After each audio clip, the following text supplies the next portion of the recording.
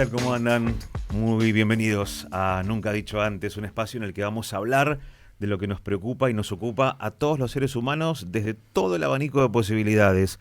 Y la particularidad es que lo vamos a hacer con testimonios en primera persona. Hoy vamos a hablar del VIH, muy conocido durante muchos años, olvidado en algún tiempo, pero mejor que lo cuente él. Federico Abayay es nuestro invitado y le damos una gran bienvenida. ¿Cómo estás, Fede? ¿Cómo te va, Hernán? Buen día. ¿Cómo te ¿Todo bien? presentás cuando te piden que te presentes? Yo soy Federico Abayay, tengo 27 años, vivo con VIH hace ya 7 años, ¿sí? Se van a cumplir 8 años dentro de poco. Y además de vivir con VIH, también soy biólogo molecular, trabajo en CONICET. Y como bien, si me tuviera que definir en 2 palabras, científico y seropositivo también. Seropositivo en términos de que vivo con VIH. ¿Es una manera de presentarte siempre o a los fines, por ejemplo, de un programa como este o de un interés periodístico, personal, lo que fuera? ¿O vos ya lo llevás con vos como una carta más de presentación? Es una carta de presentación porque, digamos, al vivir con VIH y hablar abiertamente sobre VIH y acompañarlo también del hecho de ser científico, un poco, primero, ayuda a un montón de personas que quizás viven con el virus y no se animan a hablarlo, o quizás no saben que hay otras personas viviendo con VIH. Y también para desestigmatizar a las personas que viven con VIH desde el punto de vista de que no hay ninguna limitante que el virus te pueda oponer. Sí pueden haber limitantes sociales, pero no limitantes personales, y el virus no debería ser una limitante personal para hacer algo. Por ejemplo, querer hacer una carrera científica. Claro. Fede, ¿vos a qué edad te contagiaste? Yo, en realidad, me diagnosticaron y la palabra que utilizamos es transmitir. A ver, ¿por qué? Contame por qué el contagio sería una palabra que se utiliza mal. Ok, porque generalmente la palabra contagio está más que nada asociada a virus respiratorios, por ejemplo el virus de SARS, de coronavirus, sí, o virus de la gripe, y hablamos de transmisión cuando el virus tiene vías específicas pero acotadas de transmisión. Y el virus del VIH tiene 3 vías específicas, que son la vía sexual, la vía perinatal y vía perinatal me refiero durante el canal de parto, sí, o vía sanguínea. Sí. O sea, se transmite, no se contagia. Exactamente, La hablamos de palabra la transmisión del VIH. Y fui diagnosticado ya sería el 23 de marzo de 2018, si no me equivoco. Sí. ¿Y tenías? 20 años. 20 años. Muy Sí. joven. Sí. Fui diagnosticado en San Luis, que es de donde soy. Y la vida, luego de haber sido diagnosticado, me llevó a lugares, a conocer a otras personas viviendo con VIH. Por ejemplo, la Red Argentina de Jóvenes y Adolescentes Positivos, que es una red de personas viviendo con VIH de entre 14 y 30 años, que vive, vamos a decir que la red vive para apoyar, no económicamente, sino socialmente y legalmente también, asesorar legalmente a personas de entre 14 y 30 años viviendo con VIH.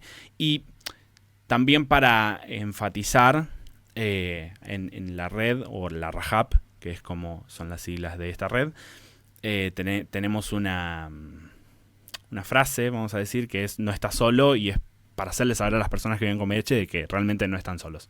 Ahora, llegás vos a este momento de tu vida después de varios años de transitarlo, ¿no? Pero vayámonos a esos 20 años. ¿Cuánto tardó en que esto se asentara en tu vida de esta manera para que lo hables con esta claridad? ¿Fue de entrada? ¿Costó un tiempo?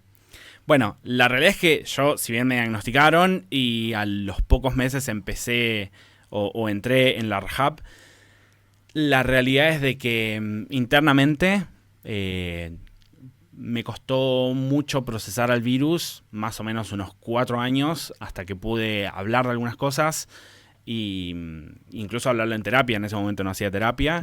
Y cuando empecé a hacer terapia, luego de 4 años de haber sido diagnosticado, era la primera vez que yo lloraba por el diagnóstico y que es...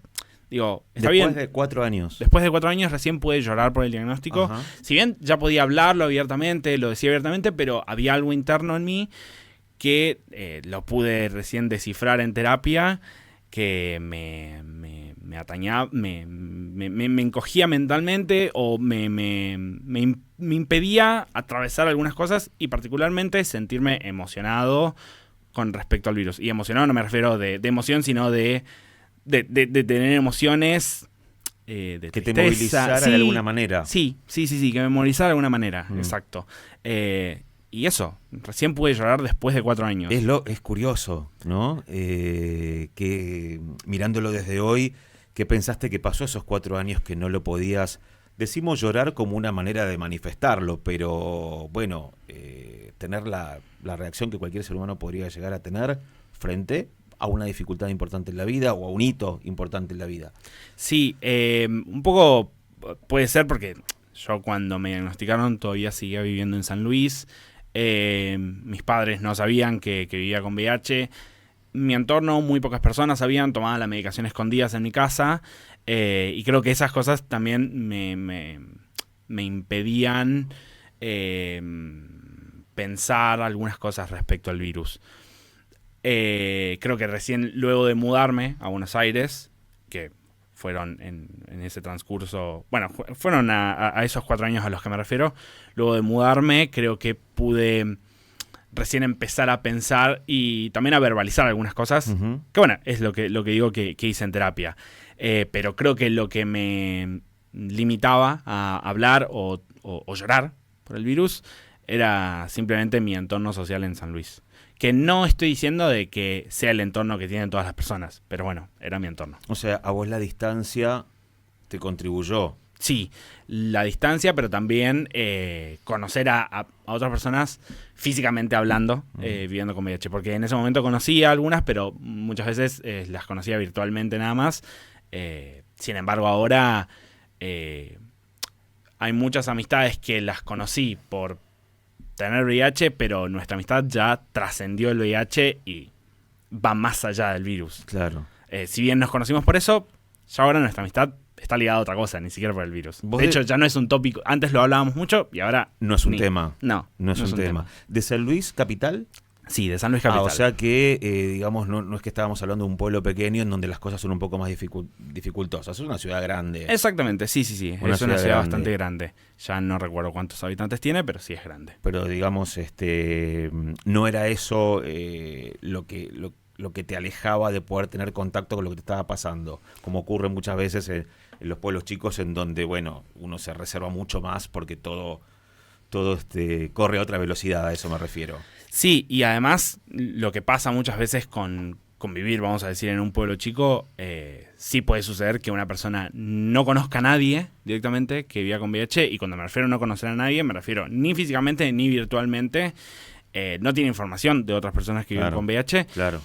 Sin embargo, en mi caso, como tuve la suerte de encontrarme con la Rehab, conocí a un montón de personas que sí viven con VIH, y eso... Más allá de que era virtual, a veces el conocimiento, a veces hacíamos encuentros nacionales, encuentros en persona, en distintos puntos del país. No obstante, yo podía de alguna manera hablar de ciertas cosas, porque también durante la pandemia, por ejemplo, tuvimos reuniones de pares virtuales, es decir, reuniones en donde personas que viven con VIH nos juntamos a hablar, y quizás el tópico de la reunión puede ser ligado al VIH, o quizás puede empezar ligado al VIH y después la conversación deriva para otro lado, pero hablar con otra persona que vive con VIH sabiendo que te entiende es una de las mejores cosas que te puede pasar viviendo con VIH. Claro. Vos la pregunta no es sabías, pero digo, estabas al tanto de... Porque por tu edad, bueno, esta este virus tuvo como muchas etapas, ¿no? Al principio cuando salió todo lo que nos generó, bueno, yo también era chico, pero digo, todo lo que generó en el mundo la aparición del VIH, afortunadamente los tratamientos empezaron a alejarlo de un desenlace fatal a lo que ocurría en la década de los 80. Vos te tomó un poco ya en ese momento, ¿no? O sea, donde ya sabías que había tratamientos, o sea, tenías información, voy a esto, ¿sabías previamente de qué se trataba? ¿Lo tenías en tu cabeza como una posibilidad o no, por esto que decimos de que ya el VIH no estaba considerado dentro de los fantasmas tan enormes como hacía 10 o 15 años? No, la realidad es que sí, yo ya tenía, estaba muy empapado de la información respecto al VIH, no solamente información puramente científica y técnica, vamos a decir, sino también información que tiene que ver más con lo social, y como de comprender que hay personas que viven con VIH. Sí, eso es algo que yo ya lo tenía, digamos, era información que yo ya tenía, no obstante, no es lo mismo saber de VIH que saber de VIH y que te diagnostiquen. Eso, por supuesto, sí es, claro. Es un baldazo de agua fría porque nadie se espera un diagnóstico. No obstante, es una realidad de que hay muchas personas que al momento de ser diagnosticadas quizás saben de VIH lo que escucharon en algún medio de comunicación o lo que escucharon hace mucho tiempo, o los mitos sobre VIH, porque muchas veces cuando uno, si le pregunta a personas en la calle alguna cuestión que sepa sobre VIH, quizás lo primero que se le asocia a la palabra VIH es la palabra SIDA y lo siguiente es muerte. Como si el VIH directamente te condujera a la muerte. Y la realidad es que no es así. Entonces, por suerte, como yo estaba empapado de esa información, sabía que claramente no me iba a morir, pero era un baldazo de agua fría que uno tiene que procesar y, bueno, como bien mencioné, me tomó mucho tiempo procesar. Te tomó tiempo. Yo decía... vos decías hace un ratito, nadie se espera este diagnóstico. ¿Nadie se lo espera? Podemos hablar de esperar el diagnóstico, también podemos hablar del miedo al diagnóstico. Que eso hay un montón. Hay un montón de personas que sienten un miedo y eso de alguna manera podemos decir que genera algún tipo de hipocondriasis con respecto al virus, es decir, personas que constantemente se están haciendo el test de VIH, o no sé, vamos a decir lo siguiente, tuvieron sexo sin protección con alguna persona y te dicen como, che, me siento mal, y dicen, seguramente tengo VIH. No sé, te puedes sentir mal porque quizás te cayó mal la comida, o quizás te están enfermando de otra cosa, y no necesariamente tiene que ser VIH. Digo, porque muchas veces se liga, y hablando de este tema ya, se liga a, vamos a decir, el sexo sin protección, o sin preservativo, o sin algún medio profiláctico, se lo liga directamente con el VIH. Y es tipo, bueno, también hay otras cosas que existen fuera del VIH. No sé, te puedo nombrar HTLV, sífilis, gonorrea, clamidia. Hay un montón de cosas que te puedo nombrar, y sin embargo, claramente uno no se lo espera al virus, al diagnóstico. Si hay muchas personas que tienen miedo o desarrollan una especie de miedo, y lo digo como persona que cuando estuve en Rajab y estuve en el área de comunicaciones, muchas veces las personas que no eran parte de la red, sino personas externas, se comunicaban con nosotros como desde ese punto de vista, como exponiendo un miedo a tener el virus porque les pasó tal o cual cosa. Obviamente, el miedo puede estar basado o puede estar fundamentado en alguna experiencia que hayan tenido o que conozcan a alguien, o simplemente que conozcan o hayan escuchado de gente que se haya muerto por causas relacionadas al VIH. Y entiendo que eso pueda ser un miedo. No significa que le vaya a suceder a todas las personas. Me refería un poco si uno no sospecha que esto podría pasar. Ok, no hay formas de sospechar. La única forma de saber si uno vive con VIH es haciéndose el test de VIH. Por supuesto que sí. No, yo a lo que voy es a... Vos decías, nadie se lo espera. Digo, uno más o menos conoce el abanico de posibilidades de transmisión. Ahora me gusta porque aprendí, voy a tratar de aplicarlo. Me encanta aprender en estas entrevistas. Uno conoce esas eventuales formas de que le transmitan el virus a uno, ¿no? Entonces, digo, así como hay mucha gente que tiene miedo, el miedo está fundado a lo mejor, no quiero hablar en términos de bien o mal, pero digo, en algo que no me cuidé lo suficiente, no estuve atento lo suficiente. Por eso digo, si en algún caso, puede ser en el tuyo o de todas las personas que conociste, si en definitiva uno no va a hacerse ese test sabiendo que algo pasó antes que pueda llevar a un desenlace o a un diagnóstico positivo. Ok, sí, en muchos casos, de hecho he conocido personas que conociendo, no sé, voy a dar un ejemplo concreto, conocí a alguien que me dijo como, che, yo estuve con este pibe y después me enteré que vivía con VIH y yo no quería ir a hacerme el test. Claro. Y, o sea, que ahí podemos empezar a hablar un montón de cosas.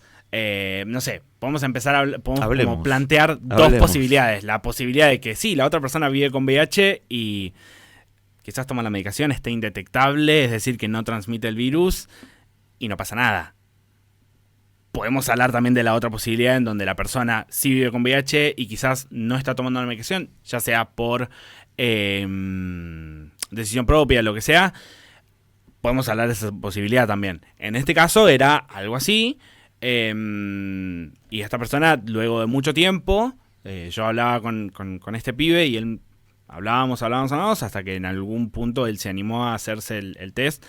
Y es como bien vos decís, él esperaba el resultado positivo. Claro. De hecho, no tuvo relaciones sexuales durante todo ese periodo hasta que se fue a hacer el test. Uh-huh.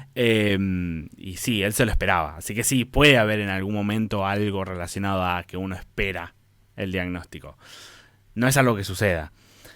Pero en la otra posibilidad, en la que estaba hablando de que uno puede tener relaciones sexuales con otra persona que vive con VIH, y ahí podemos empezar a hablar de cosas como el consentimiento. Digo, la relación sexual es de a dos, ¿sí? Cuando uno coge, vamos a decir, con otra persona sin preservativo, la relación sexual es de a dos, está consentido, uh-huh. Uno sabe cuáles son los potenciales riesgos. Sí.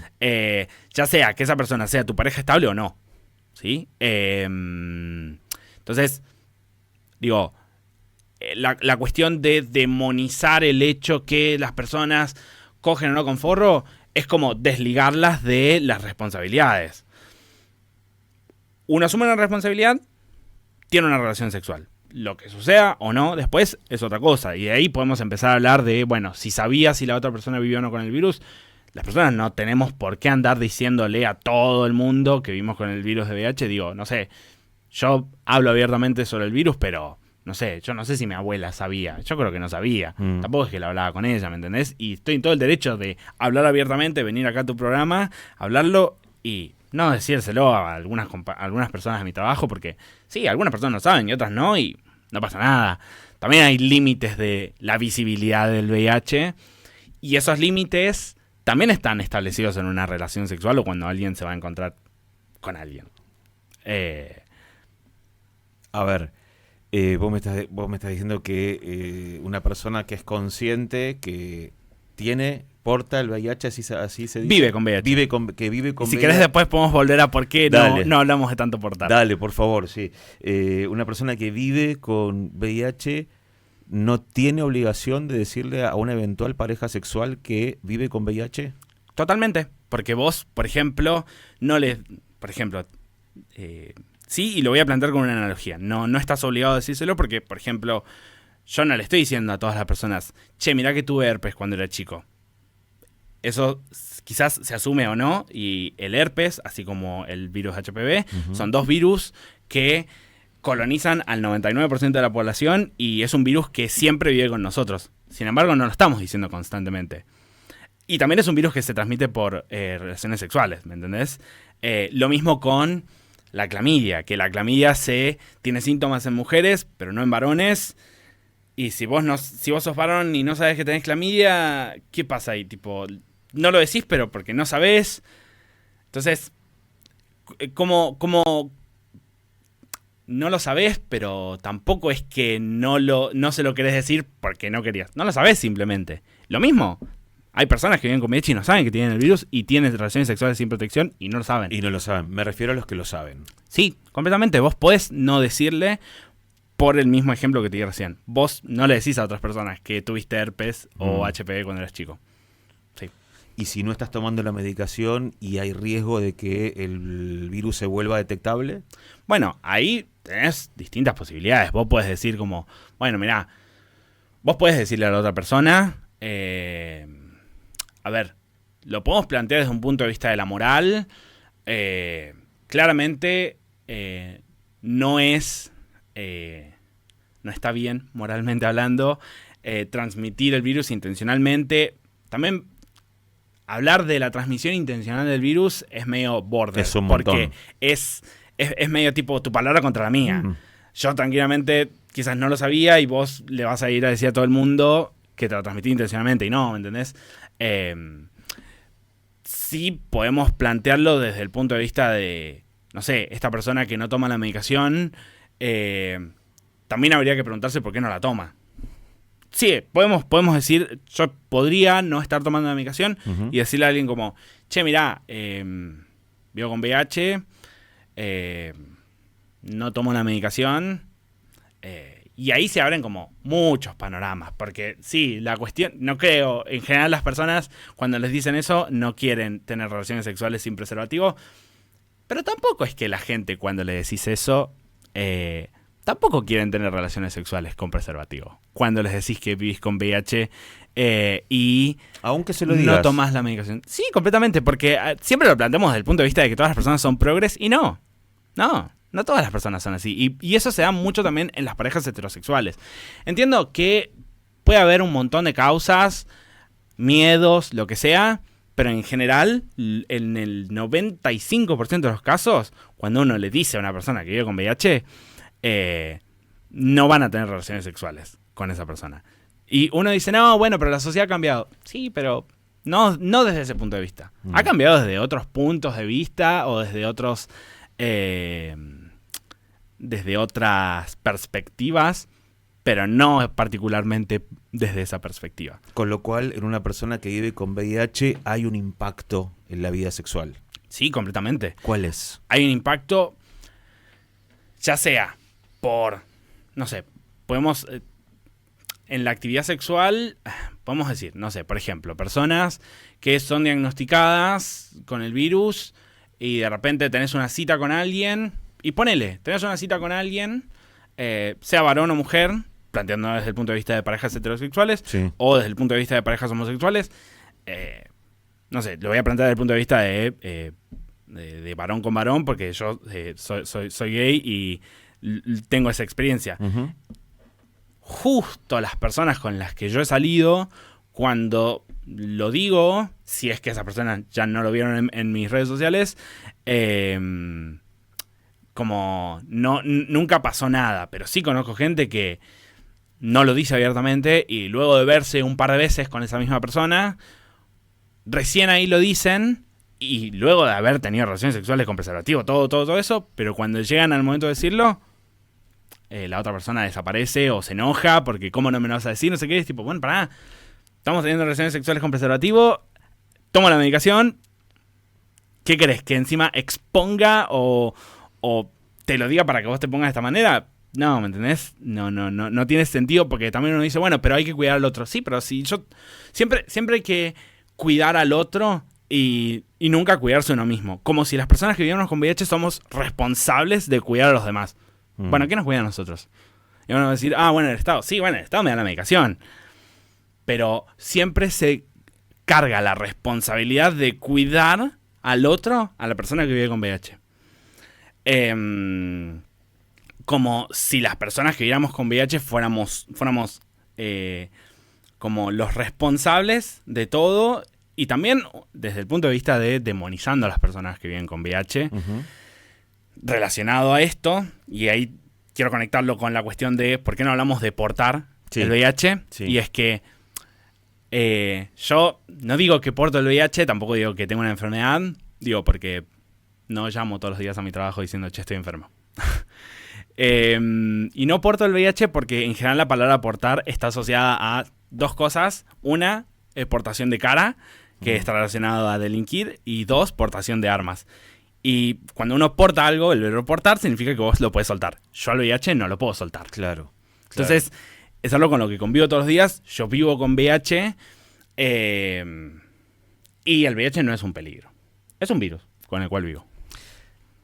¿Entendés igual que la otra persona, aunque te cuides, aunque le digas que estés tomando la medicación, tenga cierto temor?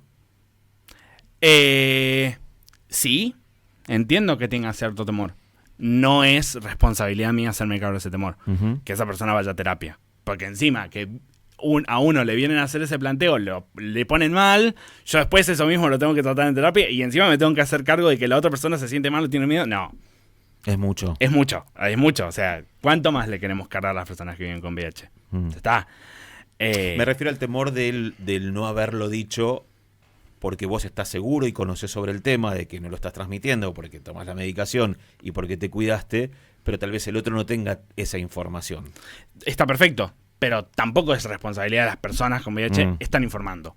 Porque, no sé, así como no es responsabilidad, no sé, lo mismo con las leyes de un país. Cuando uno vive en un país no puede hacer cuenta que no sabe las leyes de ese país. Se presume que todas las personas saben. Claro, nadie puede alegar su propia torpeza. Exactamente. Entonces, no, yo no puedo estar encargándome de eso. Sí, yo te puedo pasar algún posteo de Instagram si vos querés, pero no puedo hacer más que eso. También hay una cuestión del trabajo propio de cada uno y de entender cuáles son los riesgos que tiene el virus, de entender cuáles son las vías específicas, de entender que claramente no hay barrera más efectiva, vamos a decir, que el preservativo. Eso. ¿Hoy los pibes se están cuidando con preservativo? Mira, es una pregunta un poco compleja la que me estás haciendo. En general, a ver, cuando uno va, o mi experiencia cuando iba a los colegios, muchas veces las preguntas eran, teníamos una dinámica cuando íbamos a los colegios, te estoy hablando de pibes de entre 15 y 19 años, y esto lo estoy introduciendo para responder a la pregunta. Sí. Muchas veces hacíamos una caja de preguntas en donde a veces leíamos las preguntas, como anónimas siempre eran, y las respondíamos. Había muchas que no alcanzábamos a leerlas, pero después las leíamos. Y hay una cierta sensación que quizás no se está usando el preservativo, y ahí lo podemos plantear desde un montón. No sé, se me ocurre la primera y es que, bueno, no hay una campaña de prevención. Hace muchos años. Una campaña de prevención de ITS en general, no solamente del VIH. Hace muchos años no hay una. Así que te podría decir que quizás que no, pero también, no sé, es como... Porque uno habla del uso del preservativo y directamente lo liga al VIH. También lo podemos ligar a embarazos no deseados. Entonces, como el punto de lo que estoy diciendo es como, sí, quizás no se está usando tanto, no sé si es... quizás sí es la razón directa, quizás no lo tengo tan claro. Quizás estaría bueno que alguien del Ministerio de Salud lo pudiera aclarar mejor. No. Hay como todo una idea de lo que fue el cambio en el VIH, que dejó de convertirse, como decíamos, en los 80 era sinónimo de, como decías vos, SIDA, igual, muerte, y vimos morir mucha gente en esos primeros tiempos. Hoy la realidad cambió muchísimo y hay una sensación de que se bajó la guardia justamente por eso. Más allá de que nadie quiere que le transmitan nada, porque obviamente, como decíamos, nadie se espera un diagnóstico así, pero bueno, no me muero. ¿No notás vos eso en los pibes de hoy? No sé, pasa que no me relaciono con pibes jóvenes. Vos sos joven. Sí, bueno, joven hasta cierto punto. Pibes, estoy hablando entre 15 y 30. Quizás sí, no sé. No se me ocurren razones por las cuales... O sea, sí, hay un montón de razones, en realidad. La primera quizás es porque no está la información suficiente. La segunda, que se me ocurre quizás, no sé, y no lo estoy planteando desde el punto de vista de jóvenes quizás, sino lo estoy planteando desde el punto de vista de, por ejemplo, desde el punto de vista del trabajo sexual, ¿sí? Que hay personas que hacen trabajo sexual o son trabajadores sexuales y quizás no tienen la chance porque se ven obligados o obligadas a no usar preservativo. O quizás simplemente se tiene toda la información y aún así deciden no usar preservativo. Vos decís que se elige en algún punto. Quizás hay personas que sí. Y yo, si me preguntás cuál preferís, y preferiría que sea esa. Preferiría que vos tengas toda la información y aún así decidas no usar preservativo. O sea, digo, planteando como una jerarquía de prioridades. No estoy diciendo que la gente no tiene que usar preservativo, no. Simplemente lo que estoy diciendo es que si la gente, por tal o cual razón, decide no usarlo, que sea porque tenés toda la información. No porque simplemente me gusta coger a pelo, vamos a decir. Que se escucha mucho sí, hoy, obvio, mucho más que obvio. antes. Ojo, entre la población más joven, en los extremos de las edades. Sí. También en aquellos que vivieron con mucho miedo y hoy pueden bajar la guardia. Estamos hablando de gente de más de 55, 60 años. Sí, y no quiero irme en el tema, pero también me gustaría hablar algo de eso. Que, vamos a decir, la decisión de coger a pelo sea basada en información y sabiendo los riesgos que eso conlleva. Porque ahí después viene la cuestión de querer echarle la culpa al otro, como, che, yo cogí con vos y vos tenés VIH. Y no lo sabías. Bueno, pero volviendo a lo mismo que dije al principio, la relación sexual es de a dos. Entonces, si los dos decidimos eso, perfecto.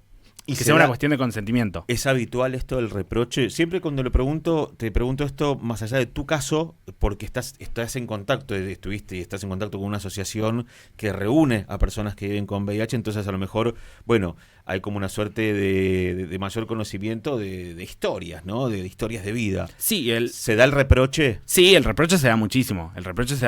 Y más de lo que uno cree. Y no sé si diferencia por regiones geográficas. Me da la sensación que no. Nunca me lo puse a estudiar tan en detalle. Pero me da la sensación que no difiere por regiones geográficas. Tampoco por orientaciones sexuales. Es algo que se da siempre. Y quizás eso sí viene fundado en el miedo.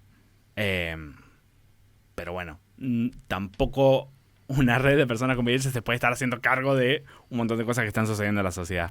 Pero con respecto a lo que decías de personas de los extremos de etarios, vamos a decir, sí es verdad que hay quizás personas mayores de 40, 45 años que son diagnosticadas con el virus por tal o cual razón.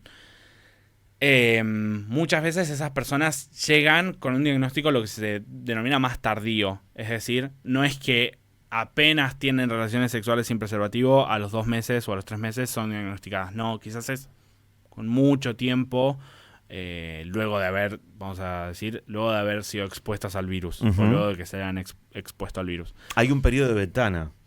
Sí, el periodo de ventana Se hablaba de 6 meses en una época, ¿esto sigue siendo así?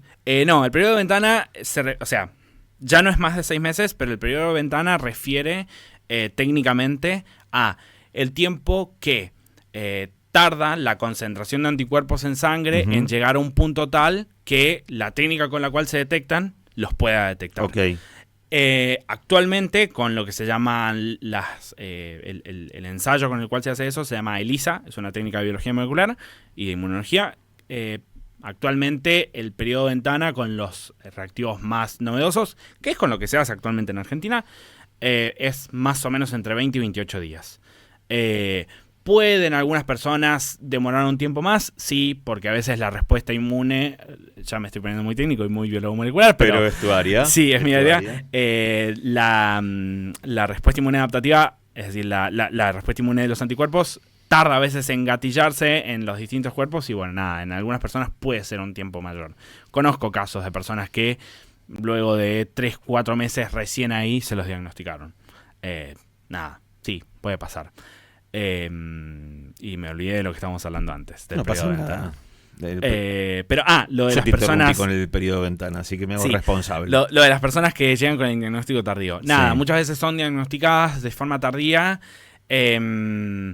y quizás con alguna complicación de salud más. Ujú. Porque quizás ese diagnóstico tardío no es de 3, 4, 5 meses, sino que quizás son años, no sé, 6, 7, 8 años, en donde el impacto que tiene la proliferación del virus en el cuerpo es mucho mayor y puede venir puede venir acompañado de algún otro problema de salud, no sé, por ejemplo, sarcoma de Kaposi, que en realidad no es una patología debida al virus del VIH, sino que es una patología debido al virus del HPV que convive con nosotros, ¿sí? Hace mucho tiempo, solamente que cuando debido a que el virus del VIH lo que hace es destruye unas células que se llaman linfocitos TCD4, que son encargadas de gatillar la respuesta inmune.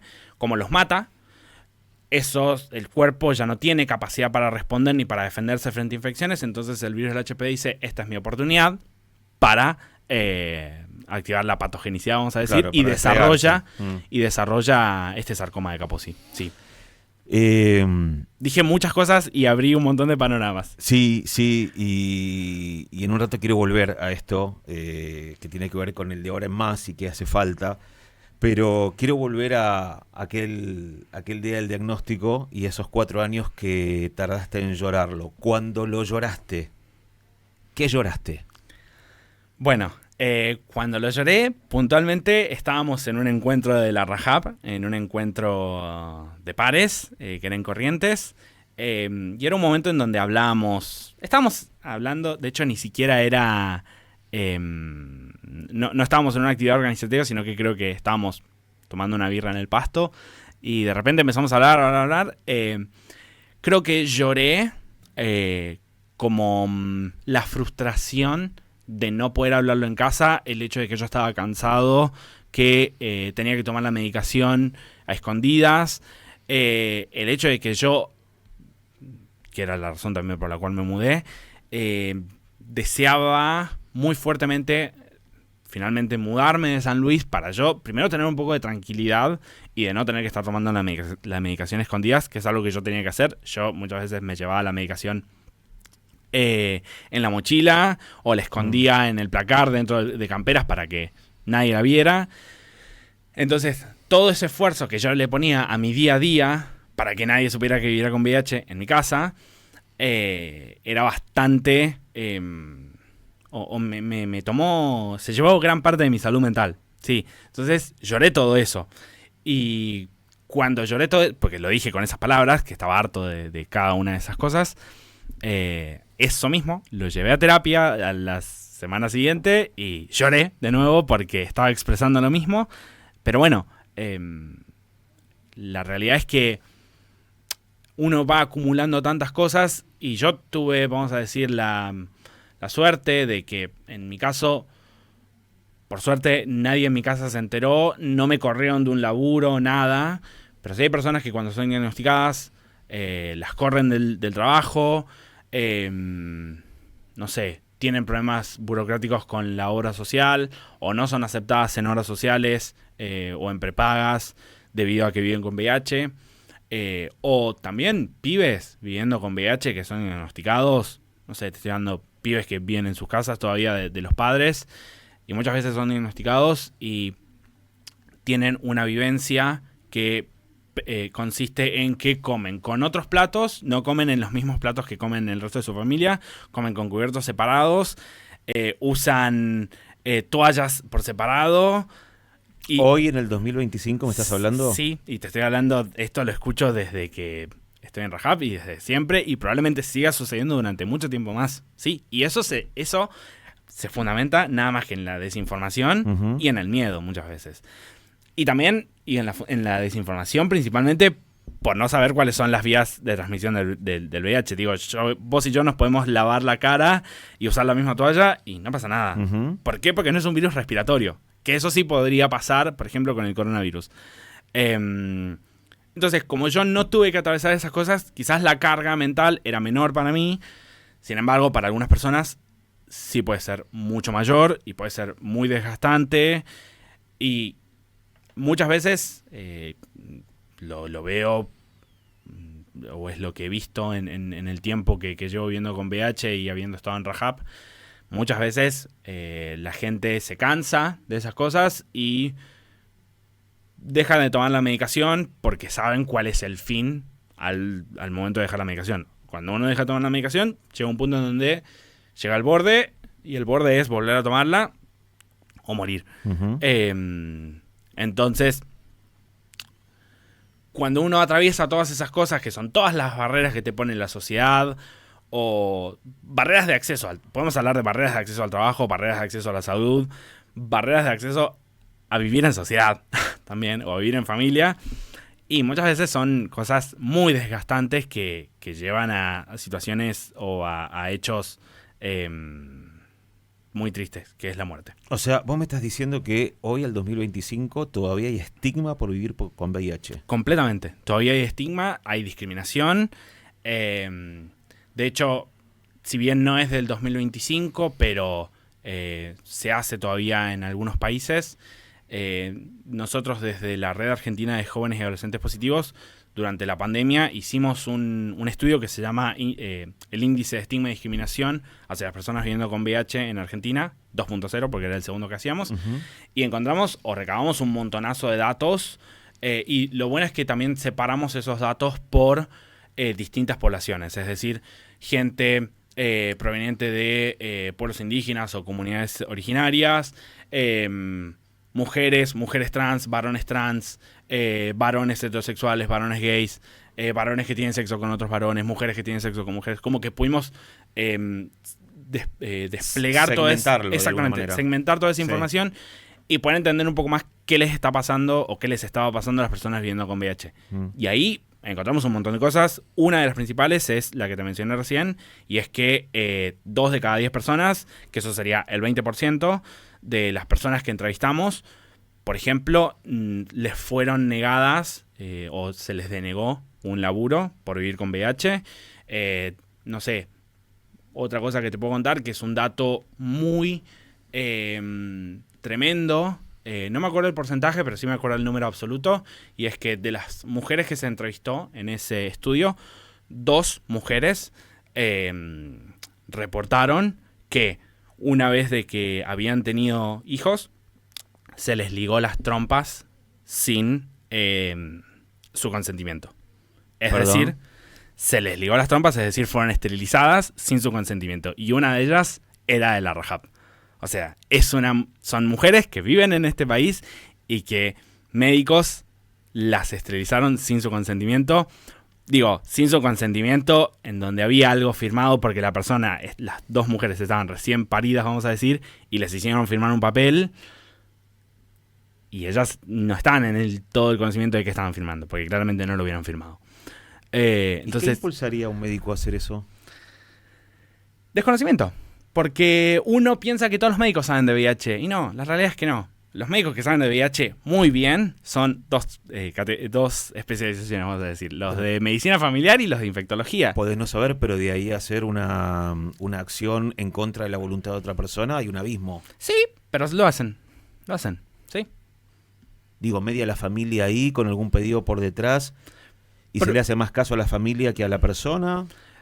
Me cuesta pensar que un médico lo haga por motu propio. A todo el mundo le cuesta pensar. De hecho, cuando uno ve esos datos que están publicados, uno dice, che, pero esto ni siquiera, no sé si categorizarlo como discriminación o estigma. Es directamente, no sé cómo categorizarlo. Me recuerda a épocas horribles de la historia de la humanidad. Me suena a un delito. Sí, completamente. Digo, no es que las otras cuestiones de discriminación y de estigma no sean, pero esto particularmente hay muchas cosas que se pueden ver ahí. Pero sí, y como hay un papel firmado, claramente que lo firmó en condiciones de no estar completamente consciente de qué es lo que estaba firmado, uno no puede ir en contra de eso, digo, legalmente hablando. Pero bueno, en ese estudio descubrieron un montón de cosas. Sí. Me da mucha curiosidad saber qué más. No sé, gente que les fue denegada visa para algunos países en donde se requieren, porque hay algunos países en donde, por ejemplo, no se puede entrar al país viviendo con VIH, ya sea si sos turista, hay distintas categorías, hay de hecho una red global que se dedica a estudiar eso, en donde categorizan a los países en función de si uno puede vivir con VIH o si puede o no vivir con VIH siendo migrante o no. En algunos países, incluso siendo de ese país, si vivís con VIH te echan. Hay países en donde si vivís con VIH y querés migrar a ese país no podés. Por ejemplo, no sé, Rusia, Egipto, Irán son los que se me vienen a la cabeza ahora. Hay otros países en donde quizás podés estar un tiempo pero no podés emigrar completamente. Y así hay distintas categorías. Entonces, el estigma y la discriminación del VIH no es simplemente como que en la calle te griten algo, sino que hay un montón de otras barreras que quizás uno no las identifica que te están discriminando. Porque muchas veces se habla al VIH o a la discriminación y al estigma respecto al VIH desde el punto de vista de esto que estamos hablando recién, como simplemente relaciones sexuales. Y va más allá de eso. Y en torno a eso, en torno al estigma y discriminación, también muchas veces se compara al VIH con otras enfermedades, porque muchas veces la gente, ni siquiera sé si decirle gente progre o no, como muchas veces dicen como, bueno, pero es una enfermedad, que no es una enfermedad, como tener diabetes. Y no es lo mismo. O sea, sí, desde lo mismo desde el punto de vista quizás burocrático, médico, sí, porque... De la calidad de vida que puede llevar la persona, incluso. Sí, pero... No sé si con diabetes hoy no es un poco más engorrosa, depende del tipo de diabetes que tengas. Sí, completamente. En cuanto a los tratamientos me refiero. Sí. Quizás es lo mismo desde algún punto de vista como más burocrático de las prepagas y todo eso, pero en punto de vista social no es lo mismo. Digo, una persona quizás puede decir, o no sé, un hijo puede hablar abiertamente de que su padre o su madre tiene diabetes, pero no lo hacen así con respecto al VIH, y tampoco te corren de un laburo por tener diabetes, porque saben que, y lo saben fehacientemente, que no hay ningún riesgo. Sin embargo, cuando se lo hace con respecto al VIH, se fundamenta en que hay algún riesgo. Pero nunca dicen cuál es el riesgo, porque no hay ningún riesgo, porque no se transmite, por el hecho de que usemos la misma lapicera. No sé, por ejemplo, yo trabajo en un laboratorio y usamos las mismas pipetas todos y no hay ningún riesgo en que mi compañera y yo usemos las mismas pipetas, incluso tomemos un mate. ¿Sí? En el laburo, en cualquier contexto, el mate, para cualquier persona que nos esté escuchando, no transmite o no es un medio por el cual se pueda transmitir el VIH, tampoco por los besos. No va a suceder. Que eso no es laboral. Es un buen momento entonces, porque la verdad que cuesta entenderlo después de tantos años, ¿no? Que uno ya convive con esta información, digo, los más informados y los menos informados, de cuáles son lo que sí y lo que no. O sea, hablamos de todo lo que no. O sea, se van reduciendo las posibilidades de transmisión. ¿Cuáles son? Las posibilidades de transmisión son tres. La vía sexual, es decir, por relaciones sexuales, vamos a decir, vaginales o anales. Las orales, hay un riesgo menor. No es que no suceda, hay un riesgo menor. También podemos hablar de la vía perinatal, que es la transmisión durante el canal de parto. Y la vía sanguínea, es decir, por transfusión de sangre, que es la que menos se da hoy en día. De hecho, al VIH, en los años 80, 90, también se descubre que hay muchas personas que viven con VIH porque se les transfundió sangre con jeringas no apropiadas. Bueno, ahí podemos hablar un montón de cosas que la realidad es que no conozco el detalle, pero es... también quizás porque se le transfunde sangre de otra persona que vive con VIH y la otra persona no lo sabía. Claro. Nada, eso puede suceder. De hecho, esa es la razón por la cual a una persona, cuando se le saca sangre para donar, no es que esa sangre se utiliza en el momento, sino que primero se hacen distintos análisis, no sé, desde hemoglobina glicosilada, que es para hablar de diabetes, ya que estamos hablando de eso, algunas otras patologías, pero también respecto a VIH, y si ese SH de sangre de una persona que vive con VIH, que quizás no lo sabe, se le comunica a esa persona como, che, mirá, como pasó esto. Esas personas, como vos no te fuiste a hacer un análisis, esas personas no te pueden decir a vos por teléfono, che, tenés VIH. Porque vos no firmaste un consentimiento o tampoco te fuiste a hacer un análisis de VIH. Sino que esas personas te dicen como, che, repitamos el análisis, como esto y esto, y vos ahí recién te enterás. Entonces, hablando de las vías de transmisión, también podemos hablar de las vías de prevención. Hablamos mucho de preservativo, también podemos hablar de la PrEP, que la PrEP es la profilaxis preexposición, que es es un tratamiento antirretroviral para personas que no viven con VIH, por el cual uno, si toma ese tratamiento, vamos a decir, no... ¿Cómo lo puedo decir? ¿Hay un periodo donde se inhibe la transmisión? Sí, en realidad no es que hay un periodo. Se inhibe completamente mientras uno esté tomando ese tratamiento. Ok. El punto es que es una profilaxis solamente para VIH. Cuando hablamos de los antirretrovirales, también existe lo que se llama la profilaxis post-exposición, que es cuando uno se expone a una relación sexual sin preservativo, ya sea consentida o no. No sé, por ejemplo, en un caso de violaciones, las personas asisten si asisten a un establecimiento de salud, se les da no solamente antirretrovirales, que lo tienen que tomar por un mes, sino que se les dan otros antibióticos para infecciones de transmisión sexual, como por ejemplo sífilis y gonorrea. Se me ocurren dos, acitromicina y doxiciclina son los que se suelen dar. A veces también se suele dar penicilina, pero... Y ese post-exposición garantiza que en caso de haber habido riesgo, ese riesgo sea cero. Sí. Y también, que no es una medida de prevención, pero sí es como un resultado de que las personas que viven con VIH tomen la medicación, que es la indetectabilidad. La indetectabilidad es el estado... en el cual una persona que vive con VIH, luego de haber tomado la medicación durante un tiempo, sucede que la carga viral, que es básicamente la cantidad de virus en sangre, se reduce a niveles indetectables, que, para ser específico, son menos de 20 copias de virus por mililitro de sangre. La cuestión es que tener menos de 20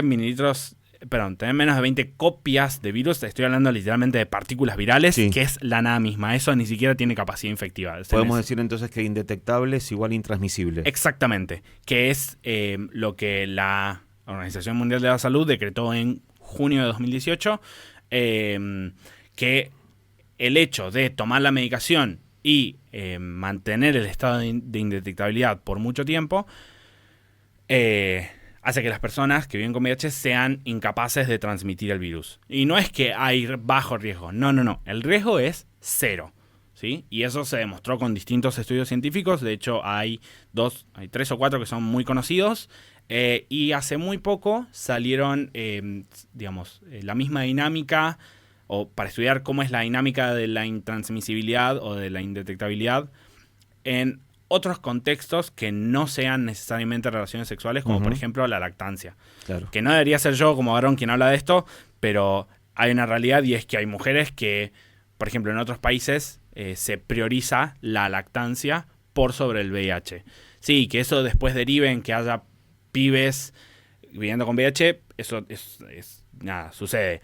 Pero lo que sí se vio es que si las mujeres están indetectables durante un tiempo, mucho antes de que empiecen a lactar, a amamantar, perdón, sí son incapaces de transmitir el virus por vía de la lactancia. Tiene un valor enorme todo lo que nos estás contando, y estamos ya sobre el tramo final. A mí me parece que esta conversación recién comenzó, pero bueno, se pasa rápido el tiempo, con lo cual te quiero hacer dos o tres preguntas lo más breve posible. Sobre todo, ¿qué pensás que falta hoy para que todo esto que vos nos traes a este espacio tan claramente sea masivo y todos tengamos un poquito, no solamente más de información, sino menos de prejuicio? Bueno, creo que lo primero sería informarse de VIH mediante las vías adecuadas, y mediante las vías adecuadas me refiero quizás que no sea tanto ChatGPT, sino que sea como vías oficiales, no sé, publicaciones de la Organización Mundial de la Salud, publicaciones, si es que siguen estando disponibles, publicaciones viejas del Ministerio de Salud, me refiero desde más o menos 2020, 2021, por ahí. De hecho, en 2020 se publicó, el Ministerio de Salud de ese momento publicó la guía de indetectable igual intransmisible, y tomándolo como un lineamiento. Entonces, esas vías de información o de acceso a la información son las mejores.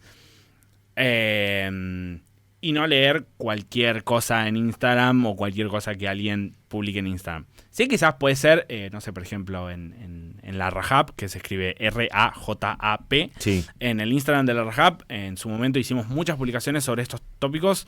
Un poco para informar y para entender que eso es algo muy que también quiero dejar en claro, y es que muchas veces se ve a las personas viendo con VIH como personas que no tienen acceso a ciertos medios o a laburos.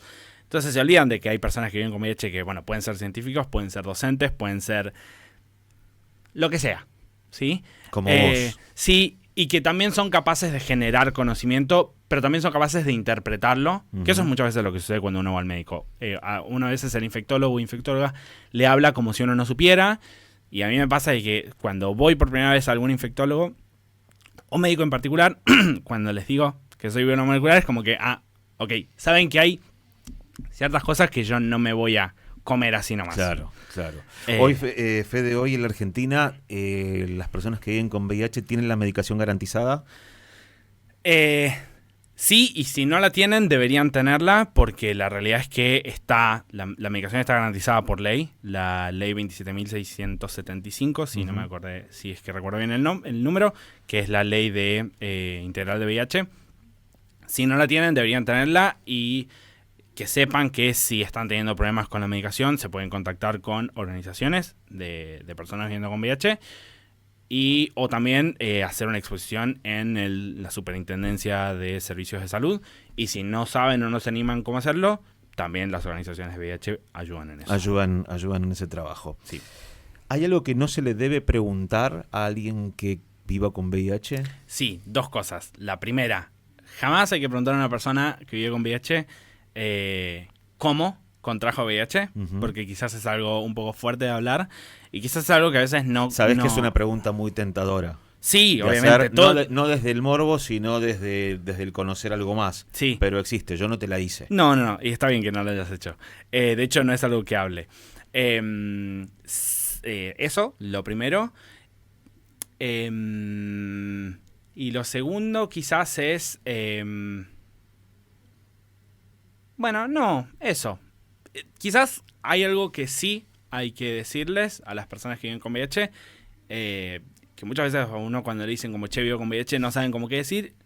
Quizás simplemente un abrazo, o decir como, che, no estás solo, o como simplemente eso, un abrazo, como el acompañamiento, sirve mucho. No me cambia absolutamente nada. Exacto. No me cambia absolutamente nada.